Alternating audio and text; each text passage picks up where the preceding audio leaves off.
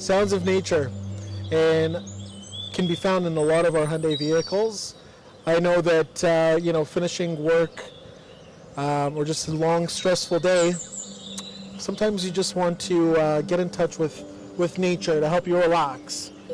So I'm going to show you how to listen to sounds of nature after you get off from the office, and how you can have a relaxing drive on your way home. Alright, so how to get to our sounds of nature.